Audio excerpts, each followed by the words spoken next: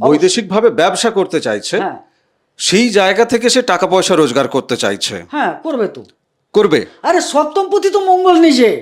আমি তোকে এতটা জোর দিয়ে বলছি কেন? সপ্তমপতি মঙ্গল নিজে দ্বাদশে বসলো। কথাটা বুঝো। বৈদেশিক ক্ষেত্র থেকে তো লেনদেনটা বাড়িয়ে দেবে। আবার হ্যাঁ, খুব সাবধান, উল্টা পাল্টা ব্যবসা করলে একটু সংযত থাকতে হবে।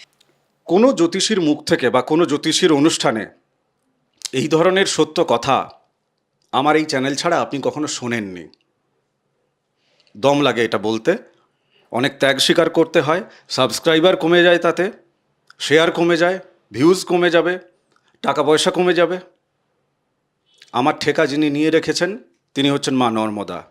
অতএব আমার কোনো চিন্তা নেই, ফাটে কি ফোটে। আমি আরও খুলে বলি, সেক্সুয়াল ব্যভিচার হ্যাঁ, শরীরকে নষ্ট করে দেবে, ভেঙে ফেলবে শরীরের দিকটাকে। তার ফলে হাঁটু গাঁট এই জাতীয় কিছু প্রবলেম দেখা দেবে। কিছু রক্ত রিলেটেড সমস্যা এলেও আসতে পারে, সম্ভাবনা কিন্তু প্রবল দেখাচ্ছে। আজকের মূল এপিসোড শুরু করার আগে আপনাকে মা নর্মদার কৃপা আপনি কি করে পাবেন আপনাকে আমি জানাতে চাই। আপনি যদি প্রতিদিন ত্রিকাল এই নর্মদাষ্টকম পাঠ করেন, আপনি মায়ের কৃপা পাবেনই পাবেন। মায়ের কৃপা আপনার উপর বর্ষিত হবে। ফ্রি অফ কস্ট নর্মদাষ্টকম পাওয়ার জন্য হোয়াটসঅ্যাপে আপনি আমাকে লিখুন আপনার নাম এবং ঠিকানা দিয়ে, যে পিডিএফ বই চাই, আমি আপনাকে পাঠিয়ে দেবো সঙ্গে সঙ্গে। এই পিডিএফ বই আপনি প্রতিদিন 5 জনকে শেয়ার করুন। আর যারা নর্মদাষ্টকম পাঠ চক্রে অনলাইনের মাধ্যমে জয়েন করতে চান ফ্রি অফ কস্ট, তারাও আমাকে হোয়াটসঅ্যাপে লিখবেন। আসুন আজকের মূল এপিসোড শুরু করা যাক। ফলের যেমন বীজ আছে, শরীরে আছে আত্মা। আত্মস্থ হওয়ার শক্তি দিল মাতা নর্মদা।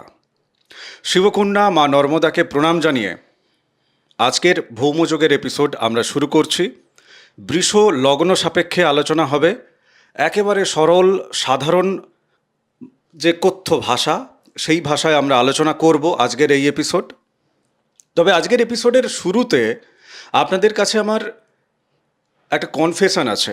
অনেকে কমেন্ট বক্সে লিখছেন যে কি ভয় দেখাচ্ছি নাকি। বলছি, আমার পাপের ভাগ্যে আপনি নেবেন না আমি আপনাকে দিতে পারবো। প্রত্যেক মাসে যত লক্ষ মানুষ দেখেন, আপনারা যদি আশীর্বাদ করেন তাহলে তো সেই আশীর্বাদে আমার জীবন ধন্য হবে। আর যদি অভিশাপ করেন তাহলে কি হবে? এখন ঘটনা হচ্ছে যে আমি ত্রুটি মুক্ত একেবারে কিন্তু নই, আমার মধ্যেও ত্রুটি বিচ্যুতি আছে। কিন্তু এপিসোডের ইন্টেনশন যেটা থাকে, আত্মশুদ্ধির জন্য কথা বলা, মিষ্টি মিষ্টি প্রেমালাপ, প্রতিকার বিক্রি, তার জন্য আপনাকে মিষ্টি মিষ্টিভাবে ম্যানেজমেন্ট করা, এ আমার রক্তে নেই এখনো পর্যন্ত, মেশেনি এখনো পর্যন্ত। মায়ের কাছে প্রার্থনা করি যাতে রক্তে না মেশে, কেননা রক্তে যেদিন মিশে যাবে সেদিন সত্য থেকে আমি দূরে সরে যাব। আজকের এপিসোডে আমি সত্য নিয়ে আলোচনা করব। আপনার জীবনের সত্য আপনার সামনে তুলে ধরব।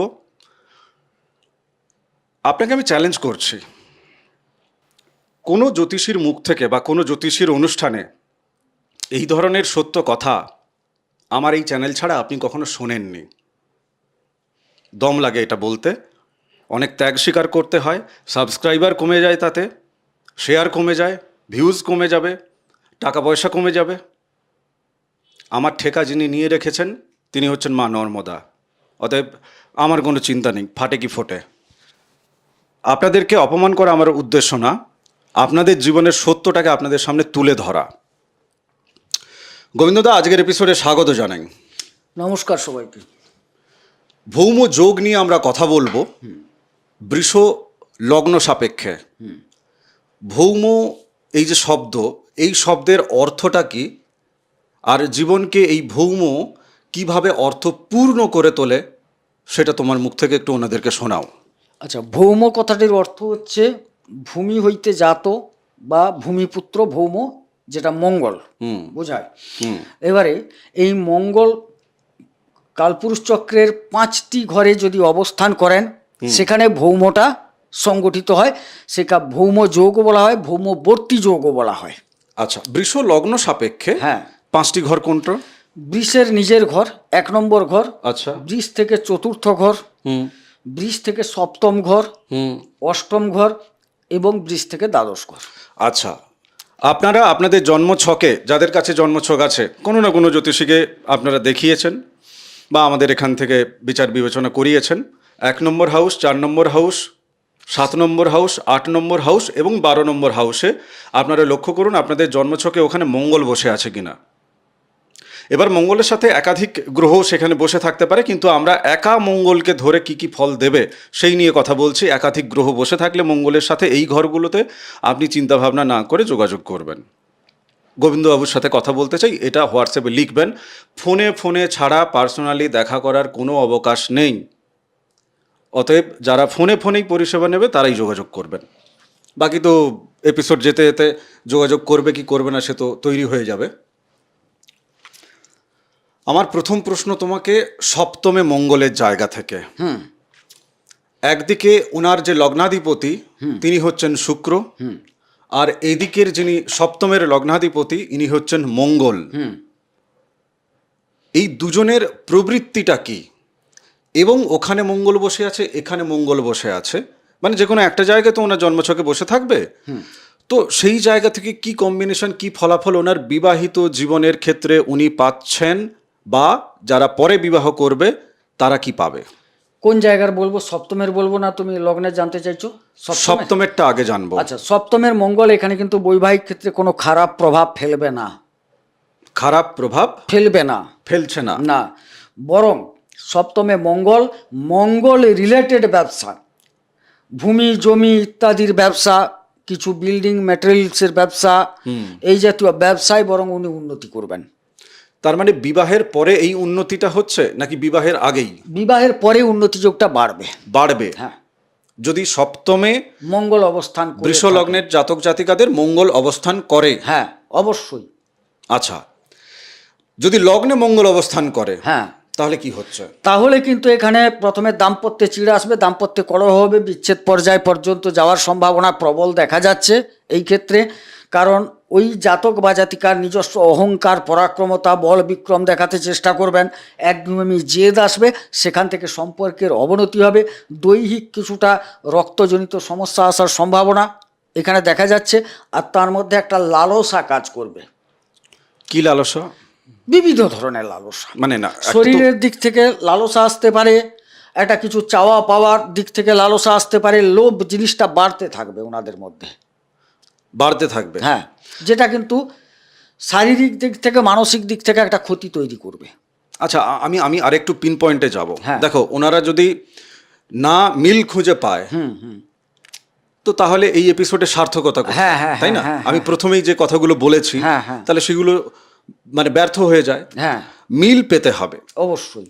লগ্নে মঙ্গল আছে, হ্যাঁ, কোনো জাতকের বয়স 15 বছর, তার মধ্যে কি কি প্রবৃত্তি প্রকাশিত হতে চলেছে?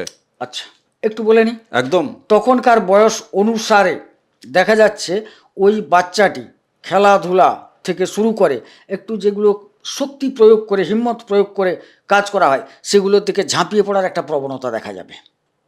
আচ্ছা, ওদের।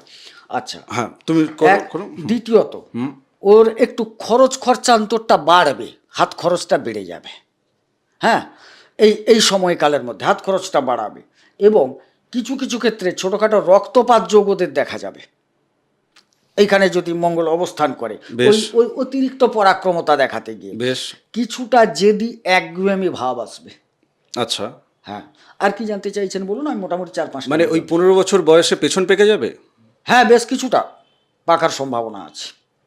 আছে। হ্যাঁ, আজকের এপিসোড যারা পিতামাতা দেখছে তাদের জন্য মূলত আমার এই প্রশ্নটা তোমার কাছে রাখা। আরও বলে রাখি, এই জায়গায় যদি শুক্র নিজে অবস্থান করে থাকেন, তাইলে বিভিন্ন ক্ষেত্রে এই যে লালসা লোভ কথাটা বললাম না, সেটা এমন মাত্রাতিরিক্ত হয়ে যাবে, সমস্যা ফেলে দেবে পরে। মানে কাম বাসনার জায়গা, সেখান থেকে শুরু করে বিভিন্ন দ্রব্যাদি, নেশা।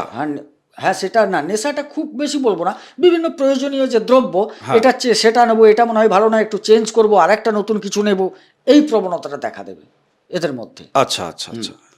না, মূলত আমি জানতে চাইছি সেটা হচ্ছে যে এই 15 বছর বয়সে ওর পড়াশুনোকে এফেক্ট করবে এমন কি কি প্রবৃত্তি ওর মধ্যে জেগে উঠবে? একটা কথা বলি, পড়াশোনার হাউসটা হচ্ছে পঞ্চম হাউস, চতুর্থ পঞ্চম মিলিয়ে। না না, লগ্নে যে বসে আছে মঙ্গল, হ্যাঁ হ্যাঁ বা তুমি শুক্রকে ধরে নিয়েছো ওখানে, তো তাহলে তার শরীর এবং মন যদি এফেক্টেড হয়, হ্যাঁ সে 12টা ঘরের জায়গা থেকেই তো তার অপূর্ণতা বা মানে একটা বিকারগ্রস্ত জায়গা তৈরি হচ্ছে। অবশ্যই।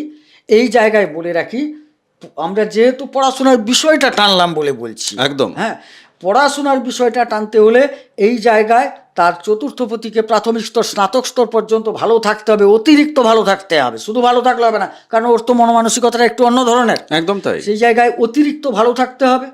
আর উচ্চশিক্ষা যারা গ্রহণ করতে চাইছেন তাদের পঞ্চম এবং নবমপতিকে অতিরিক্ত ভালো থাকলে তবে গিয়ে কিন্তু এখানে পঠন পাঠন হবে, অন্যথায় না হয় ওই চাহিদার পর চাহিদা কীরকম করবে জানেন? আমার এই বইটা হবে না, সে অন্য লেখকের বইটা আছে, সেটা অনেক ভালো, নিয়ে আসা হলো, কিন্তু পাতা উল্টানো কটা হলো সেটা বড় বড় মুশকিল আছে। চাহিদা বাড়তে থাকবে, এই বক্সটা চলবে না, এই জ্যামিতি বক্সের তুলনায় ওই বক্সটা ভালো, ওটা নিয়ে আসো, কিন্তু এটাকে প্রপার ইউজের ক্ষেত্রে সমস্যা, ইউজ যে কবে হচ্ছে সে নিজেই জানে না। আমি কোথা থেকে ধরার চেষ্টা করছি জানো তো হ্যাঁ। সমস্যাগুলোকে? হ্যাঁ গোড়া থেকে। হ্যাঁ একটা শিশুর মধ্যে শিশুর পিতা লুকিয়ে থাকে, হ্যাঁ অবশ্যই একটি মেয়ে তার মধ্যে মাতৃত্ব লুকিয়ে থাকে, তাই না?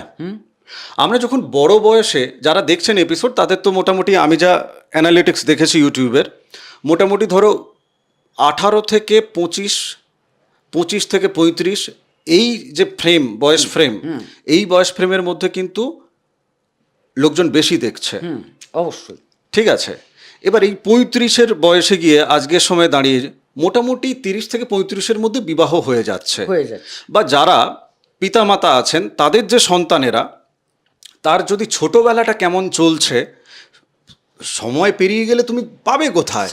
সে যদি পড়াশুনো ঠিক করে না করে, আমি যখন তোমাকে জিজ্ঞেস করব যে সপ্তমের জায়গা থেকেও ব্যবসাটা কেমন করবে, ও যদি মূর্খ থাকে, হ্যাঁ, ওই ছেলেটি বা মেয়েটি যদি মূর্খ থাকে, সে তাহলে তার এই সপ্তমের জায়গায় তার বিচক্ষণতা কাজে লাগিয়ে না সংসার পারবে না বিজনেস পারবে, কোনোটাই পারবে না। একদম শুরু থেকেই ভালো দেখতে হবে, ভালো করতে হবে। হ্যাঁ, তো সেই কারণে আমি 15 বছর বয়স, এই যে অ্যাডোলেশন পিরিয়ড, সবে সবে সদ্য যৌবনে পা রাখছে, আজকাল যৌবন তাড়াতাড়ি আসছে, যৌবনে পা রাখছে, সেই সময় তার ভেতর যে অদম্য ইচ্ছা বা যে সংস্কার তাকে পিতামাতা দেবেন, তো পিতামাতাও আজকাল তো খুঁজে পাচ্ছেন না যে কি করে কি সংস্কার দেবেন। হাতে মোবাইল, তিনি নিজে কর্মক্ষেত্রে ব্যস্ত, জীবনে মানে রোজগারটা এমন একটা জায়গায় চলে এসছে না দাদা, মানে যেখানে সংসার চালানো ব্যতিব্যস্ত হয়ে যাওয়ার মতো একটা জায়গা, তো পিতামাতাও পাজলড হয়ে আছেন। অবশ্যই। জন্মছকে আপনার সন্তানের যদি লগ্নে মঙ্গল একা বসে থাকে, আর যদি তাতে শুক্র থাকে, তাহলে তো আগুনে ঘি ঢালা হয়ে গেল পুরো একদম। ওই জায়গাটা একটু দেখিয়ে নেবেন। আমি লগ্নে এখনো থাকবো, লগ্নে থেকে আমি তোমাকে জিজ্ঞেস করব, 60 বছর, 50 থেকে 60 বছর বয়সে শারীরিক রোগ ব্যাধি জ্বালা ইত্যাদি ইত্যাদি, ওই জায়গা থেকে কি কিছু ইন্ডিকেশন তুমি পাচ্ছ? অবশ্যই পাচ্ছি। প্রথমত বলে নিই, 60 বছর যেহেতু উল্লেখ করলে তুমি, একদম মঙ্গল শুক্র এক জায়গায় থাকার বলে কি হচ্ছে জানো, একটু ব্যভিচার, শারীরিক ব্যভিচার, আমি আরও খুলে বলি, সেক্সুয়াল ব্যভিচার, হ্যাঁ, শরীরকে নষ্ট করে দেবে, ভেঙে ফেলবে শরীরের দিকটাকে। তার ফলে হাঁটু গাঁট এই জাতীয় কিছু প্রবলেম দেখা দেবে, কিছু রক্ত রিলেটেড সমস্যা এলেও আসতে পারে, সম্ভাবনা কিন্তু প্রবল দেখাচ্ছে। তুমি যে জায়গাটাকে ধরলে, আমি ওটার জন্যই 15 বছর বয়সে গেছিলাম, কেন ওর শুরুয়াতি 15-16 বছর বয়স থেকেই শুরু হয়ে যাবে। ঠিক আছে, ও শুরুয়াতি 15-16 বছর বয়স থেকেই শুরু হয়ে যাবে। তো ওই সময় যদি তার যদি ক্ষয় হয়, তো পরে তো শরীর সেটার প্রতিশোধ সে তো নেবেই নেবে। ঠিক আছে, আমি প্রতিশোধ শব্দই ব্যবহার করছি এক্ষেত্রে। আমি চলে যাব এবার সপ্তমে। আচ্ছা, সপ্তমের বিবাহিত জায়গায় একা মঙ্গল বসে আছে, আর শুক্রকে আমরা টানছি না, একা মঙ্গল বসে ভৌম যোগ তৈরি করছে আপনার সপ্তমে। বিবাহিত জায়গায় তুমি বলে দিয়েছো বিবাহিত জীবন খুব ভালো যাবে। একটু বলে নি? হ্যাঁ বলো। মানে সাধারণ অর্থে রাশি অনুযায়ী এদের বৈবাহিক জীবনটা অশান্ত থাকে। এটা কিন্তু মঙ্গলের অবস্থান বা না থাকা নিয়ে কোনো ব্যাপারটা নেই। বৃষ রাশির যারা জাতক জাতিকা হন, তাদের যে বৈবাহিক জীবন, অর্থাৎ স্বামী হলে স্ত্রী, স্ত্রী হলে স্বামী, এই ক্ষেত্রে তারা একটু অসন্তুষ্ট থাকেন। এটা তার নেচার। অসন্তুষ্ট না, তুমি তো শান্ত বললে একটু আগে। আমি বলি বিবাহিত জীবনটা যেটা, সেটার কোনো ক্ষতি হবে না। উনাদের এই সপ্তমে মঙ্গল থাকলে ডিভোর্স, ছাড়াছাড়ি, মালি মোকদ্দমা হয়তো এটা আসবে না, কিন্তু ভেতরে ভেতরে তোমার থেকে আমি অনেকটা পাওনা আশা করি, তো মনে মনে সেই পাওনাটা পূরণ হয় না এদের। না, এই জায়গাটা তো ভাইটাল জায়গা আমার ক্ষেত্রে। এটা কিন্তু ঘটে। আপনি কমেন্ট নেবেন। আমি বললাম বিচ্ছেদ হয়নি, অন্য কোনো কারণ থাকলে সেটা আলাদা কথা। মঙ্গল বসে থাকলে ওদের বিচ্ছেদ হবে না, ওই জায়গায় গোবিন্দদা অসন্তোষ থাকবে। গোবিন্দদা, এই জায়গাটা ভাইটাল জায়গা। একটা মানুষ বেঁচে মরে থাকার মতো অবস্থা। আমি উস্কাচ্ছি না। আমি বলছি, আপনার স্ত্রী যদি আপনার কাছে ডিমান্ড না করে, আপনার হাজব্যান্ড যদি আপনার কাছে ডিমান্ড না করে, তাহলে আপনাকে আরও অনেক বেশি তার প্রতি সমব্যথী হতে হবে। যদি শুধু একা মঙ্গল বসে থাকে বা মঙ্গল নাও থাকে, তুমি যে জায়গাটা বলছো যে বৃষ রাশির বা বৃষ লগ্নের কোনো জাতক, অর্থাৎ পুরুষ বা জাতিকা, তাদের বিপরীত পার্টনার যদি আজকের এই এপিসোডটা দেখছেন, তো তাকে আমি বলবো যে ভাই, আপনি ওনার প্রতি একটু সহানুভূতিশীল হন। কেননা উনি মুখ ফুটে বলতে পারছেন না, উনি কিন্তু ভেতরে ভেতরে গুমড়ে যাচ্ছে। বললেও হবে না, হ্যাঁ, বললেও হবে না। ওদের যে হাজব্যান্ড বা ওয়াইফ হয়, ওরা একটু কীরকম একঘেয়েমি, জেদি, এই টাইপের আসে। মানে এরও তো স্বভাব একটু জেদ, বৃষেরও স্বভাবটা কিন্তু একটু জেদ। হ্যাঁ। আর এইখানে যে তার যে সপ্তমপতি, সেও একটু জেদ, একগুঁয়ে। আমি করছি, এটাই করব, তোমার ভালো লাগবে, না হলে না লাগবে। এই যে মনের দূরত্বটা বললাম না, এই কারণে দূরত্ব। কিন্তু সেটা আবার যে বিবাহটা একদম ভেঙে যাবে তা নয়। মানে একে অপরকে আছে খাচ্ছে নাই বাস, নামকাও আসতে চলছে। শেষ জীবনে এই সম্পর্কের পরিণতি কোথায় যায়? শেষ জীবনে দশা অন্তর্দশার উপর নির্ভর করে। সাধারণত যদি কোনো কারণে এটা 45-50 অতিক্রম করে যায়, তখন এটা আর এতটা থাকে না। কারণ তখন একটা শনির ব্যাপারটা চলে আসে, তো স্থিতধি ব্যাপারটা চলে আসে, বিবেচনা শক্তিটা বেড়ে যায়। যা হওয়ার হয়ে গেছে, মূল সময় চলে গেছে, এখন আর এসব বিষ ঢেলে লাভ কি, এরকম একটা ভাবনা দুজন দুদিকে গুটিয়ে যায়। সম্পর্কের জায়গায় থাক, এই ভাবনাটা চলে আসে। কিন্তু একে অপরের প্রতি উদাসীন, বিশেষ করে এই রাশির মানুষজনের সপ্তমপতি অধিক উদাসীন হওয়ার সুবাদে, তখন এই রাশির জাতক জাতিকা কিছুদিন চেষ্টা করার পর ছেড়ে দেন, যা হচ্ছে হোক, ঘাঁটিয়ে লাভ নেই। আচ্ছা, তুমি আমাকে একটা রোগ জ্বালার জায়গা থেকে বলো তো। আমি মানে এই সপ্তমে মঙ্গল বসে আছে বা লগ্নে মঙ্গল বসে আছে কোনো জাতিকার, এই যে বিবাহিত জীবনের সম্পর্ক বলছো, আমার মনে হচ্ছে এখানে তো ওনার ওভারিতে ক্যান্সার, সিস্ট ইন্ডিকেট করে বেশি করে।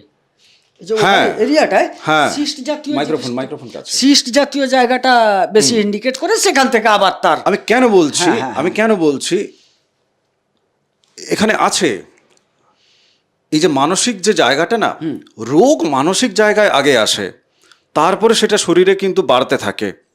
এই জায়গা থেকে ওভারির ক্যান্সার বা ওভারি জনিত যে সমস্ত সমস্যাগুলো, মেবি ওভারি হয়তো কেটে বাদ দিতে হতে পারে, এইরকম সিচুয়েশনে কিন্তু তৈরি হতে পারে। হ্যাঁ, হতে পারে বলতে এই যে শুক্র মঙ্গলের তো একটা কানেকশন হলো ওখানে, তার সাথে আর একটু যদি বিভিন্ন, দেখো জায়গা বিভিন্ন রকম আছে, আমাদের কোন পার্টটা কে করে দেখতে হবে।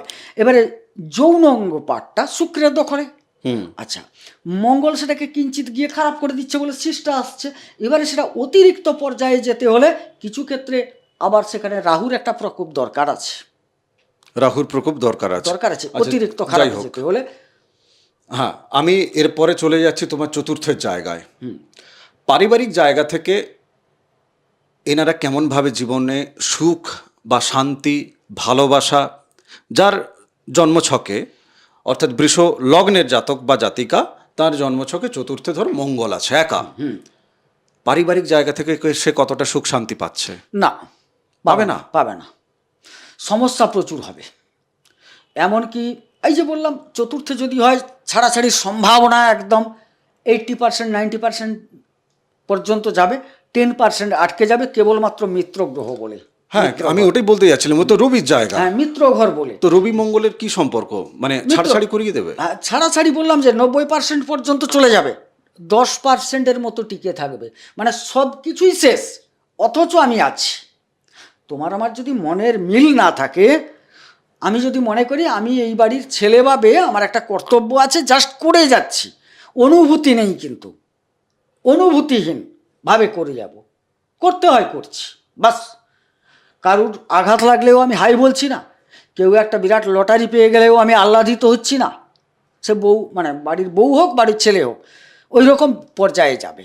কোনো কোনো ক্ষেত্রে যদি এই জায়গাটা আরেকটু পীড়িত হয়ে যায়, ডিভোর্স পর্যন্ত হয়ে যেতে পারে, মামলা মোকদ্দমা ছাড়াছাড়ি পর্যায়ে চলে যাবে, পরিবারটা উচ্ছন্নে যাবে, পারিবারিক উন্নতি মানে কী বলবো, স্থগিত হয়ে যাবে, একে অপরের সাথে সম্পর্ক থাকবে না। এর সমাধান কি করে হয় দাদা? এর সমাধান দেখো, সমাধান মানে জন্মকুণ্ডলী বিচার।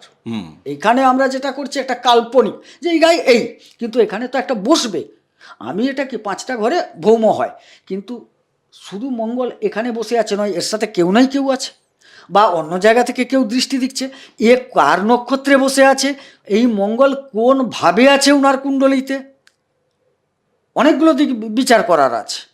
তবে গিয়ে তো আমি এই মঙ্গলটাকে ধরবো যে অতিরিক্ত খারাপ না মধ্যম প্রকৃতির, এটা দেখে তো আলোচনাটা এগাতে হবে না। বুঝতে পেরেছি। অষ্টমে মঙ্গল কি দেবে ওনাকে?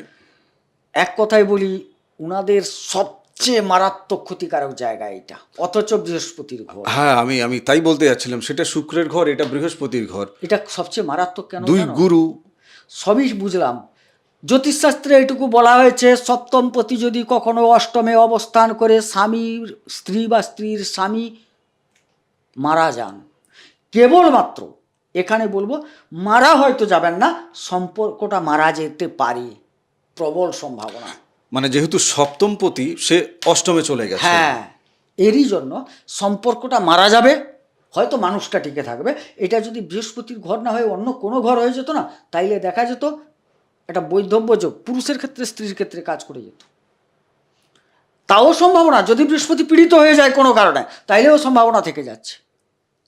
মানে ধরো বৃহস্পতি এখানেই বসে আছে, মঙ্গলও এখানে অষ্টমে বসে আছে, সেই জন্যই বললাম, বসে থাকলেও দূরত্ব তৈরি হতে হতে ফাটল আসবেই, সপ্তমপতি অষ্টমে আসবেই, কিন্তু দেখা যাবে চরমটা ঘটবে না, যেহেতু বৃহস্পতি আছে, যেহেতু বৃহস্পতি বা যেহেতু বৃহস্পতির ঘর। তবে এটাকে মিটিয়ে নেওয়া যায়, কিন্তু এটাকেও মিটিয়ে নেওয়া যায়। এই যে শুক্রের যেটা লগ্ন হলো, এটাকেও মিটিয়ে নেওয়া যায়, চতুর্থ ঘরটাকেও মিটিয়ে নেওয়া যায়। আবার এদের যে দ্বাদশের তো সমস্যা দেখছি না, যেরকম সমস্যা সপ্তমে কম, দ্বাদশেও উনাদের কম। না, দ্বাদশে তো কম বলতে, দ্বাদশে তো ভালো হওয়ার কথা, কেননা দ্বাদশটা তো পুরো মঙ্গলেরই জায়গা। হ্যাঁ, আটকে দেবে, অনেক ভালো জায়গা এনে দেবে। কি ভালো দিক দেবে? বৈদেশিক ক্ষেত্রটা ভালো করবে। সবাই বিদেশ যাচ্ছে না। আরে তোমাকে বিদেশ যেতে কে বলছে ভাই? তুমি বিদেশ থেকে বাড়ি, তুমি কোত্থেকে ইনকাম করছো? না, আমি তো বিদেশ থেকে ইনকাম করছি। তা তুমি করছো মানে আর কেউ করছে না? কার হাতে মোবাইল নেই? না, আজকাল তো মোবাইল আছে লোকের হাতে। তাইলে কজন তুমি বলো তো ইয়ে করে না, রিলস বানায় না? শতকরা যদি 20 জন বা 10 জন বানায়, আমি বলবো বিদেশ থেকে ভালো ট্রানজাকশন আছে। আচ্ছা, আমি ধরে নিচ্ছি রিলস যারা বানাচ্ছে বা ইত্যাদি ইত্যাদি সোশ্যাল মিডিয়াতে আছে, তারা বিদেশ থেকে রোজগার করছে। হ্যাঁ, কিন্তু আমার বক্তব্য হচ্ছে যে এই যে দ্বাদশের জায়গা, ধরো সে বৈদেশিক ব্যবসা করতে চাইছে, বৈদেশিকভাবে ব্যবসা করতে চাইছে, সেই জায়গা থেকে সে টাকা পয়সা রোজগার করতে চাইছে। হ্যাঁ, করবে তো, করবে। আরে সপ্তমপতি তো মঙ্গল নিজে, আমি তোমাকে এতটা জোর দিয়ে বলছি কেন? সপ্তমপতি মঙ্গল নিজে দ্বাদশে বসলো, কথাটা বুঝো। বৈদেশিক ক্ষেত্র থেকে তো লেনদেনটা বাড়িয়ে দেবে।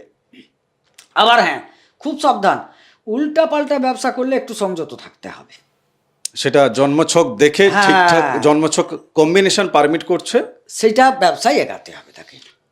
আচ্ছা, এই ধরো দ্বাদশের যে জায়গা, যেমন ধরো এবারে অদ্ভুত একটা দ্বাদশের জায়গা, একটা অদ্ভুত ঘর, মানে যে বলছে যে ভাই তুমি আচ্ছা জেলে যাও, জেলে গিয়ে তুমি অভিজ্ঞতা সঞ্চয় করো, আর নতুবা ঈশ্বরের চরণে যাও, সেখানে গিয়ে তুমি জীবনের উপলব্ধিটা, জীবনের যে উপলব্ধি, জীবনের যে গুরুত্ব, তুমি কেমনভাবে জীবন যাপন করলে এতদিন, আর কেমনভাবে বর্তমানে করছো এবং ভবিষ্যতে কেমন করতে হবে, অর্থাৎ তোমার এই যে আত্মার যে জার্নি, তার লক্ষ্যটা কোথায় সেটা তুমি খুঁজে পাবে। দ্বাদশে মঙ্গল থাকলে কি পাবে? একদম একদম এই জায়গায় উপলব্ধির জায়গাটা এনে দেবে। সে কতটা করবে অনেক পরের কথা, একদম তাই। উপলব্ধির জায়গাটা করা উচিত, এটা করলে অনেক ভালো হয়। সেদিকে যে মনোনিবেশ বা মনোসংযোগ, এটা এনে দেবে ওকে। এটা একটা মারাত্মক ভালো জায়গা, বিশেষ করে জেল ফেলের জায়গায় যাচ্ছে না তখন আর। জেল, একটা গল্প বলি, এই জায়গায় 5 জন দোষ করেছে, হ্যাঁ, যে কোনো কারণে হোক, 5 জনের ধরো একটা লেখা হয়েছে রামসাম যদু মধু খগেন, হ্যাঁ, অভিযোগ যাওয়ার পর দেখা যাবে এই জায়গায় সাক্ষীরা এমন সাক্ষী দিয়ে দেবে, না আমি তো খগেনকে ওখানে দেখিনি, মানে খগনের জন্মছকে দ্বাদশে মঙ্গল আছে, শেষ মুহূর্তে দেখা যাবে ওখান থেকে বেরিয়ে এলো, বাকি 4 জনের জেল হয়ে গেল। মঙ্গল এটাই করবে। একসাথে সবাই বাসে উঠেছে, অ্যাক্সিডেন্টটা ঘটে গেল, মঙ্গলের প্রভাবে হ্যাঁ কিঞ্চিত ক্ষতবিক্ষত হলেও ওকে হাসপাতাল যেতে হবে না, এটা কিন্তু এই মঙ্গল করাচ্ছে। তো তাহলে মঙ্গল ওখানে নিয়ে গেল কেন? জাতক বা জাতিকাকে হ্যাঁ, কেন নিয়ে গেল ওখানে, মানে ওই ঘটনার মধ্যে কেন নিয়ে গেল? ভাই 10 চক্রে ভগবান ভূত, আমাকে যেতে হবে, তোমাকে যেতে হবে, তাকে যেতে হবে, তাকে যেতে হবে, একটা গন্তব্যস্থলে তো যাবো নাকি, তাই বাসে উঠেছি। এবারে বাসে উঠতে হবে, বাসটা ক্ষতিগ্রস্ত হবে, কিন্তু আমার যেহেতু মঙ্গল ভালো আছে, আমি সেখান থেকে উদ্ধার পাবো যে কোনোভাবে। আচ্ছা, যাই হোক, এইরকম ঘটনা যদি কারোর জীবনে ঘটে থাকে আপনারা কমেন্ট বক্সে জানাবেন। আজকের ভৌমযোগের এই জায়গা থেকে পরিশেষে আবার সেই একই কথা বলবো, জীবন নিজেকে উপলব্ধি করে চিনিয়ে নেওয়ার জন্যই এই জীবন আমাদেরকে দেওয়া হয়েছে, আমার যতটুকু সামান্য বুদ্ধিতে মনে হয় আর কি। বাকি হয়তো আপনার ক্ষেত্রে সেটা আপনি আমার সাথে একমত নাও হতে পারেন। আমার যেটা এই স্বল্প বুদ্ধিতে মনে হয় যে এই যে 12টি ঘর, 12টি হাউস, এই 12টার দিকে আমাদেরকে কিন্তু পূর্ণ হতে হবে। আর কিভাবে পূর্ণ আপনি হবেন বা আমি পূর্ণ হব বা গোবিন্দদা পূর্ণ হবে, আমাদের যে যার ইন্ডিভিজুয়াল জন্ম ছকে হাতের রেখায় তা কিন্তু ইঙ্গিত দেওয়া আছে। আপনি যদি জানতে চান সেক্ষেত্রে মন্ডা মিঠাইও যেমন আছে, আবার জীবনে কিন্তু ঠ্যাঙানিও আছে, তো মিষ্টি আবার তেতো টক ঝাল সব মিলেই কিন্তু দেওয়া আছে। আপনি গোবিন্দবাবুর সাথে কথা বলতে পারেন, হোয়াটসঅ্যাপে আপনি লিখবেন যে গোবিন্দদার সাথে কথা বলতে চাই বা গোবিন্দবাবুর সাথে কথা বলতে চাই, যেটা খুশি আপনি লিখুন। বাকি তপভূমি নর্মদার এপিসোড আপনি শুনুন, মায়ের কথা শুনতে শুনতে দেখবেন মন ভালো হয়ে যাবে। মায়ের কৃপা আপনার উপর বর্ষিত হোক। যারা মায়ের ছবি নিজেদের এলাকায় বিলি করতে চান, ফ্রি অফ কস্ট আমি বক্সে করে কুরিয়ারে করে আপনাদেরকে মায়ের ছবি পাঠিয়ে দেবো। শর্ত একটাই, ফেলে রাখা যাবে না বাড়িতে, আমি নিজে থেকেই সব কিছু খরচ খরচা দিয়ে পাঠিয়ে দেবো আপনাদেরকে। যারা চাইছেন, করতে চাইছেন, ঈশ্বরীয় কর্মে যোগ দিতে চাইছেন, প্লিজ আমাকে হোয়াটসঅ্যাপে লিখবেন, এটার জন্য আমি হাত জড়ো করে অনুরোধ করছি। বাকি আপনার মর্জি, আপনি চ্যানেল সাবস্ক্রাইব করবেন কি না, যদিও সাবস্ক্রাইবার কমে যাচ্ছে বা অনেকে করছেন না, যেটা আপনার ইচ্ছে। বাকি এপিসোড শেয়ারও করতে পারেন। ভালো থাকুন, সুস্থ থাকুন, ভক্তির পথে থাকুন। আগামী এপিসোডে আবার দেখা হচ্ছে। নমস্কার, নর্মদে হার।